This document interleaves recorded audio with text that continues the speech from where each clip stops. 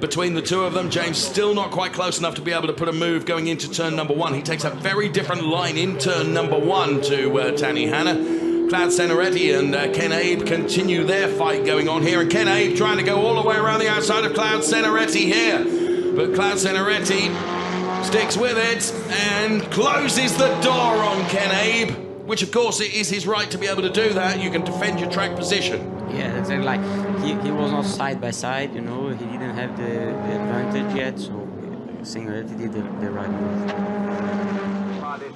So Cloud Ceneretti, who's been a real star in the Ferrari Challenge North America, and Ken Abe, who equally has been a star in the European Series in that blistering electric blue-coloured Ferrari 488 Challenge car. And Cloud Ceneretti with a slightly different but no less appealing livery across his Challenge car. This is our race leader, Tanny Hanna, then. Sealed the Coppa Shell Championship for Europe. Therefore, buoyed with that confidence, he leads this race from James Wyland, who, as I say, has the distinction of being one of the most travelled Ferrari Challenge racers, racing in both North America, Europe, and indeed in Asia Pacific. In fact, he started this season, if memory serves me correctly, in support of Formula One, when the Asia Pacific Ferrari Challenge cars were at Melbourne, right at the beginning of the year. This is one of the closer fights going on as Brian Davis tries to come back. He's got Kazuki Yamaguchi ahead of him. And for the moment, Yamaguchi is able to show a clean pair of heels to Brian Davis, but Brian Davis dives to the inside now of Yamaguchi, and, well, that's job done. But can he maintain that speed going into the final turn? Yes, he does. And he moves up a place. So that was a good overtake, and he really pressured the driver in front, Daniel, and when the driver wanted to turn in, the car was full of another 488 alongside. Yes, exactly. He did a perfect move. You know, when you decide to overtake, you have to go for it. You have to dive properly. And there's a problem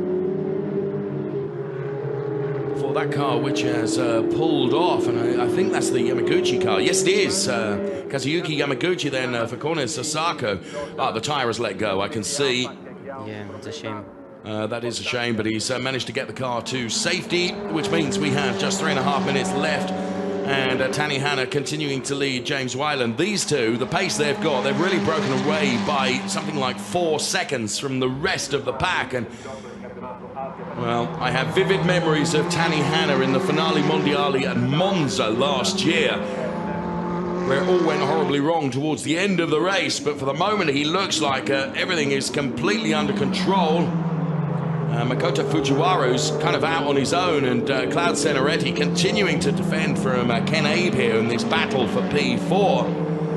And we're running out of time as Ken Abe takes a look to the outside of Cloud Ceneretti. Will he try and come underneath now? He's not close enough or quick enough to be able to do that. They try and straight line the chicane, both of them. There's the battle for P4 then. Ken Abe tries to sell him a dummy and takes a look at the inside, but Cloud Ceneretti was wise to that move and made sure that he put that car exactly where Ken Abe did not want it to be. On board with Ken Abe, looking back then as he continues to thrust this Ferrari 488 car. And now James Wyland gets ever closer for the lead of the race to Tanny Hanna. So James knows he's running out of time now. Car number 128 is going to be given a 25-second time penalty. That's Christian Kinch. But that's academic, because what we're doing is racing this fight for the world final honours between Tanny Hanna and James Wyland. So now James, who's got his last burst of effort, there's probably the remainder of this lap plus one more, Daniel, I would suggest. Yeah, probably you have more 2 laps, and James is always doing a really good third sector, but he's really good in a fight because then he can, like, the last corner is in the last sector, of course, so as soon as he is the fastest there, he can have an opportunity in the first corner. Well, as they climb uphill, Tanny Hanna has responded. So here's von Skeltermar in car number 177, chasing Jay Park as he has done Jay Park, who's running in P6 at the moment. Von Skeltermar is P7. So as Tanny Hanna and James Weiland will cross the timing line, I suspect it will be to start the final lap here in the world final race. And a mistake from Jay Park. Does that play into the hands of Von Skeltermar? He wasn't quite close enough to be able to take advantage of that. If I'm not wrong, he did the same mistake. He was on the reference. Okay, I'm sure you're not wrong, Daniel.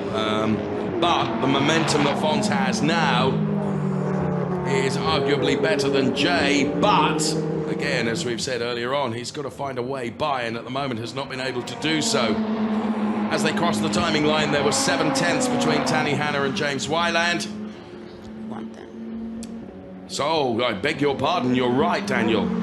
It's 1/10 because James Weiland's right on the outside of Tanny Hanna now. He'll try and get a switch back here and go underneath him, and he's done it. Tanny Hanna makes a mistake, and that has put James Weiland into the lead of this race.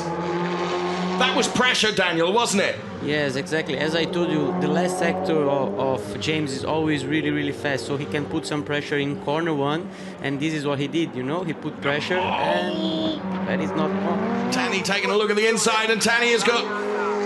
That looked like there was some fluid coming out of the car as well of Tanny Hanna. I'm not sure. Can you see there, just on the left-hand front, whether the tyre is rubbing, whether it's not fluid, it's actually just smoke.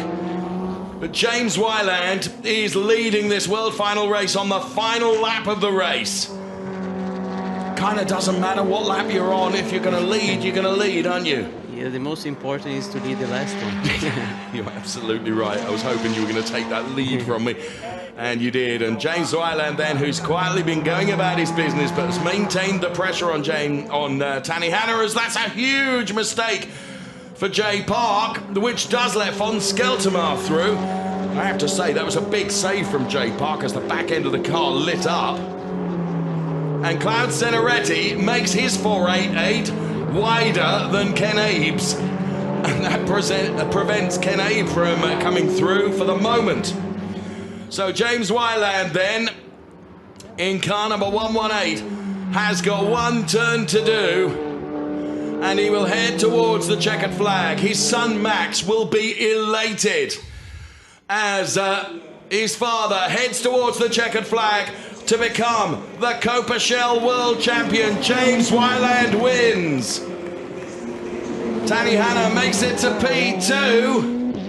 And that, the 107 car of Ken Abe, who, of course, had chased Cloud Ceneretti.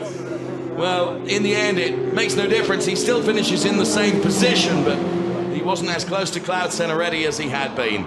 So the 1, 2, 3, James Weiland, Tanny Hanna, and Makoto Fujiwara. Ahead of Ken Abe and Von Skeltermar and Jay Park and Brian Davis and Christian Kinch, although he's got to get a time penalty.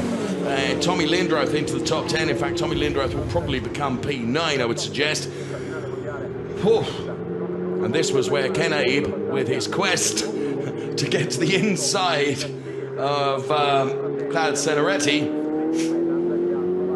And he was lucky that he had a good gap to the car behind, Indeed. so he still had the same position. So yes, the 25-second time penalty has been given to Christian Kinch, which elevates Tommy Lindroth into that P9 place.